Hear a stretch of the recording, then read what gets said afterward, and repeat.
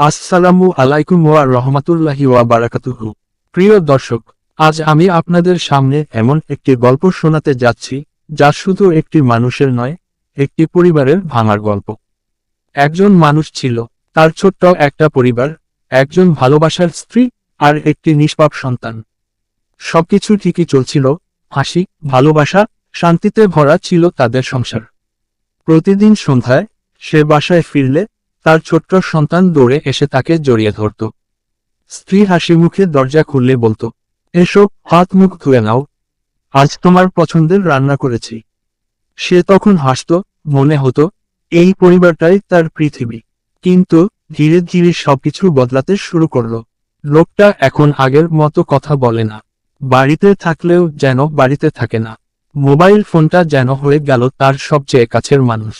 স্ত্রী মাঝে মাঝে জিজ্ঞেস করত, কি হয়েছে তোমার, তুমি এখন এত চুপচাপ কেন? সে রেগে যেত, বলতো, অফিসের চাপ বুঝো না, সবসময় প্রশ্ন করো কেন? কিন্তু স্ত্রী বুঝতে পারছিল এটা শুধু অফিসের চাপ না, এর পেছনে কিছু একটা আছে। একদিন হঠাৎ করেই সত্যিটা সামনে চলে এলো। স্ত্রীর হাতে ধরা পড়ে গেল সে ফোন। কিছু মেসেজ, কিছু ছবি, যা দেখে তার পুরো পৃথিবীটা মুহূর্তে ভেঙে গেল। তার কাঁপা কণ্ঠে সে বলল, এগুলো কি, তুমি অন্য কারোর সাথে? লোকটা চুপ, একদম চুপ। সে আর কিছু বলার মতো সাহস পেল না। সেদিন শুধু একজন স্ত্রীর হৃদয়ে ভাঙেনি, একটি পরিবারের ভিতটাই ভেঙে গিয়েছিল। প্রিয় দর্শক, পরকীয়া শুধু একটি সম্পর্ক নয়, এটা একটি বিশ্বাসঘাতকতা, যা একজন মানুষের বিশ্বাস, ভালোবাসা আর সম্মান সবকিছু এক মুহূর্তে ধ্বংস করে দেয়। ইসলামে এই কাজকে কঠোরভাবে নিষিদ্ধ করা হয়েছে। কুরআন শরীফে বলা হয়েছে, এই পাপের কাছেও যেও না, কারণ এর পরিণতি খুবই ভয়াবহ। শুধু ধর্ম না, আইনও এর বিরুদ্ধে।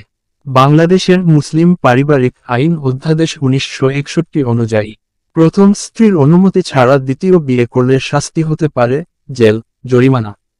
কিন্তু এর চেয়েও বড় শাস্তি হয় জীবনে। একদিন সেই ছোট্ট সন্তানটা কোনায় বসে মাকে জিজ্ঞেস করে, মা, বাবা কি আমাদের ছেড়ে চলে যাবে? এই প্রশ্নের উত্তর কোনো মায়ের কাছে সহজ না। একটি ভুল সিদ্ধান্ত, একটি মুহূর্তের আবেগ ধ্বংস করে দেয় একটি সুন্দর পরিবার। যে মানুষটা একদিন বলেছিল, তুমি আর আমাদের সন্তানই আমার সবকিছু, আজ সেই মানুষটাই তাদের কষ্টের কারণ হয়ে দাঁড়িয়েছে।